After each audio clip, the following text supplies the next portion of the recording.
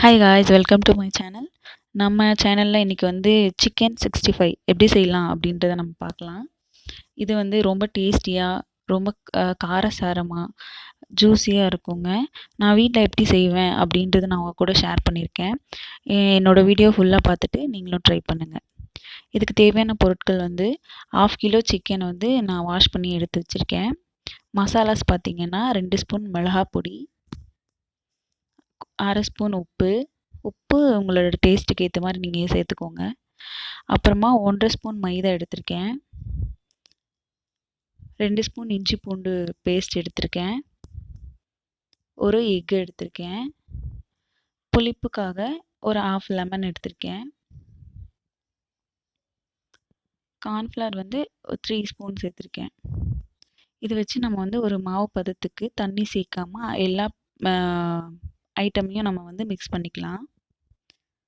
நான் வந்து ஃபோர்க் வச்சு மிக்ஸ் பண்ணுறேங்க, தண்ணி சேர்த்தாம எக்கு வச்சு நான் மிக்ஸ் பண்ணிக்கிறேன். இது கூடவே சிக்கனை போட்டு நான் கையில் வந்து நல்லா பிசைஞ்சு விட்டுக்கிறேன். எனக்கு வந்து கொத்தமல்லி புதினா ஃப்ளேவர் பிடிக்கும், அதனால் நான் வந்து கொத்தமல்லி புதினா சேர்த்துக்கிட்டேன்.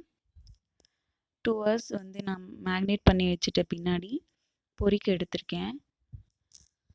ஆயிலில் ஃப்ரை பண்ணுறதுக்கு முன்னாடி ஒரு கடாய் வச்சு மீடியம் ஹீட்டில் வந்து நான் வந்து சிக்கனை பொரித்து எடுக்கிறேங்க. எனக்கு வந்து தனித்தனி பீசஸாக இருந்தால் ரொம்ப பிடிக்கும், அதனால் வந்து ஒன்றுக்கு ஒன்று ஒட்டாமல் ஆயிலில் வந்து நான் வந்து ஒன்று ஒன்றா போட்டுட்ருக்கேன். நல்லா ஃபுல்லாக வேகணும் அப்படின்றதுக்கான அவசியம் கிடையாது. முதல்ல வந்து ஒரு நிமிஷத்துக்கு ஒரு பக்கமும், அடுத்த நிமிஷத்துக்கு வந்து ஒரு 1 மினிட்டும் வந்து ஃப்ரை பண்ணிக்கலாம். நான் வந்து ஃபோர்க்கை வச்சு தாங்க திருப்பி விடுறேன். திருப்பி விட்டு ஒரு 1 மினிட்க்கு அதுக்கப்புறமா நம்ம வெளியே எடுத்துடலாம் அந்த சிக்கனை. பாருங்கள், தனித்தனியாக வந்திருக்கு. இப்போ வந்து நான் செகண்ட் பேட்ச் வந்து நான் போட போகிறேன். அதே மாதிரி தனித்தனி பீஸஸாக எடுத்து போடுறேன். மிதமான ஹீட்டில் தாங்க இருக்குது இப்போவும் ஆயிலு. உங்களுக்கு வந்து கருவேப்பிலை ஃப்ளேவர் பிடிச்சிருந்துச்சுன்னா கடைசியில் பொரித்து நீங்கள் அதை கூட சேர்த்துக்கலாம். நான் வந்து புதினா கொத்தமல்லி சேர்த்துருக்கேன். எக்ஸ்ட்ரா நம்ம வந்து எந்த கலரும் வந்து ஃபுட் கலரும் நம்ம வந்து ஆட் பண்ணல. உங்கள் காரத்துக்கு ஏற்ற மாதிரி உப்பு காரம்லாம் அட்ஜஸ்ட் பண்ணிக்கோங்க. நல்லா வந்து மேக்னேட் பண்ணி வச்சுக்கணுங்க.